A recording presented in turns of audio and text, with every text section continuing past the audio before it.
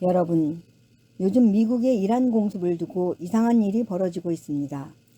한 지방대 교수가 SNS에 이란 어린이가 죽었다며 가슴이 찢어진다는 글을 올렸습니다. 그런데 그 글에 달린 당사자인 이란인의 댓글이 한국 지식인의 위선을 그대로 드러냈습니다. 이란 정권이 4만 명을 학살했을 때 당신은 어디에 있었습니까? 왜 어떤 사람들은 독재 정권의 학살에는 침묵하면서 미국만 비난하는 걸까요? 오늘 그 이야기를 해보겠습니다. 여러분, 이런 장면은 결코 우연한 일이 아닙니다. 최근 미국의 이란 공습을 계기로 사회 곳곳에 숨어 나라와 질서를 교란시키고 있는 세력들이 노골적으로 발톱을 드러내고 있습니다. 좌파 정당들은 공식 논평을 통해 미국과 이스라엘을 강하게 비난하고 SNS와 각종 온라인 플랫폼에서도 비슷한 주장들이 빠르게 퍼지고 있습니다. 마치 하나의 흐름처럼 말입니다. 그들이 말하는 인권과 정의는 과연 일관된 것일까요? SNS에 한 지방대 교수가 올린 글이 이 문제를 아주 상징적으로 보여주고 있습니다. 그 교수는 이렇게 썼습니다. 네타냐후와 트럼프가 죽인 이란의 초등학교 어린이 175명이 가슴을 찢는다. 그나마 다행인 것은 이 교수의 글에 수많은 댓글이 달리고 있다는 점입니다. 이란 사람으로 보이는 한 댓글 작성자가 말합니다. 하메네이는 2달 전에도 아이들을 포함해 4만 명을 이틀 만에 학살했습니다. 그때도 우리를 위해 목소리를 냈나요? 그리고 이어서 말합니다. 18세 이하 소녀들을 천국에 못 가게 한다며 성폭행까지 하고 교수형에 처했을 때는 어땠나요? 이 모든 일은 이슬람 정권과 이란 정보기관이 저지른 일입니다. 미국이나 이스라엘 탓만 하지 마세요. 또 다른 댓글들에서도 이런 지적이 이어졌습니다.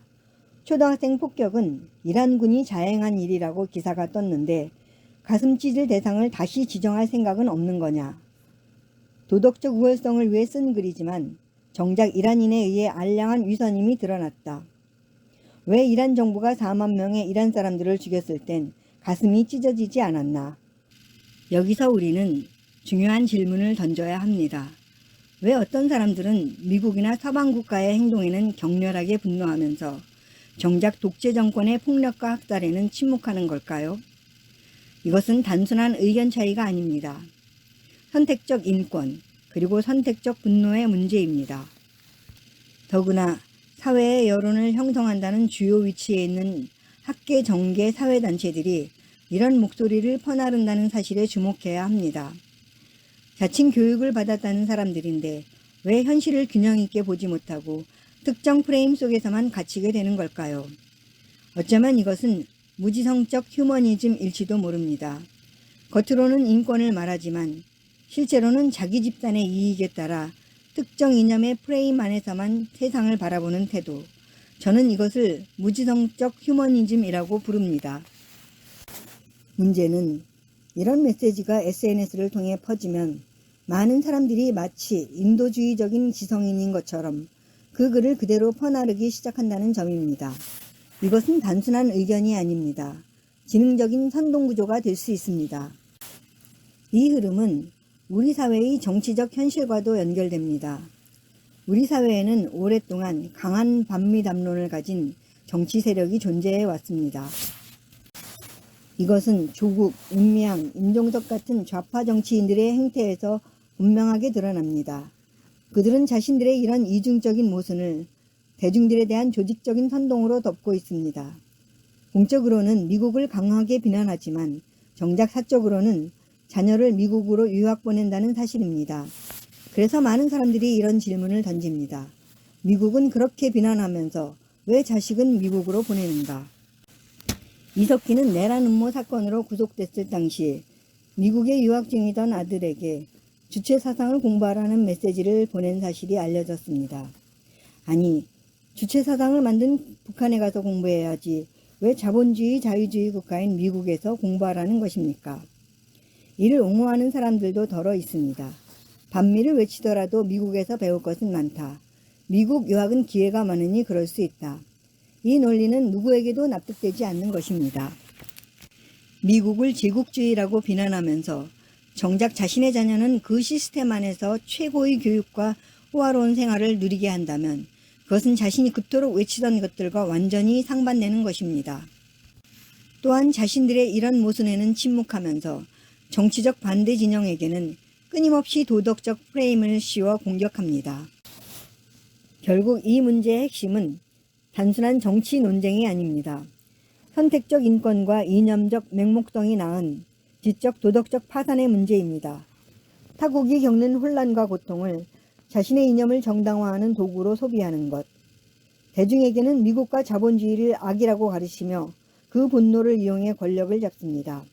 하지만 정작 자신들은 그 권력 시스템이 만들어낸 부와 기회, 그리고 사회의 잉여 자원을 독점합니다. 그러면서 자신들이 비난하는 자본주의 국가에서 그 혜택을 마음껏 누리고 있는 것입니다. 자기 일신의 영달을 위해 독재 권력의 논리를 비판 없이 받아들이고 그것을 그대로 퍼뜨리는 행태. 과연 이것이 사회 전반에 영향을 미치는 지식인의 모습일까요? 만약 스스로는 그 행동이 정의롭고 순수한 신념이라고 믿고 있다면 문제는 더 심각합니다. 그것은 신념이 아니라 독재 권력에 선동된 무지성적 확신일 뿐입니다. 그리고 그런 확신은 결국 자신도 모르는 사이 독재 권력의 스피커, 다시 말해 하수인이 되는 길입니다. 지식인은 오피니언 리더입니다. 더 넓은 시야로 세상을 보고 고통받는 이들의 목소리를 대변해야 합니다. 그런데 지금 우리 사회의 지식인들은 과연 그런 역할을 하고 있을까요? 그들이 말하는 교육은 무엇이고 그들이 꿈꾸는 이상은 대체 어디에 있는 것일까요? 진정한 교육의 목적은 이념의 하수인이 되는 것이 아닙니다. 진실을 직면할 수 있는 용기를 갖게 만드는 것입니다. 자신이 믿는 이념이 현실과 충돌할 때 그 이념을 다시 돌아볼 수 있는 지적 정직함. 그것이 바로 교육의 진짜 의미일 것입니다. 지금 우리 사회가 진지하게 고민해야 할 문제는 우리가 진실을 보고 있는가, 아니면 프레임 속에서 세상을 보고 있는가 하는 문제입니다. 그리고 그런 왜곡된 견해를 퍼뜨리는 사람들이 이 나라의 시스템을 장악하고 있는 주류 세력들이라는 것입니다. 이들의 정체성은 무엇일까요? 여러분은 어떻게 생각하십니까?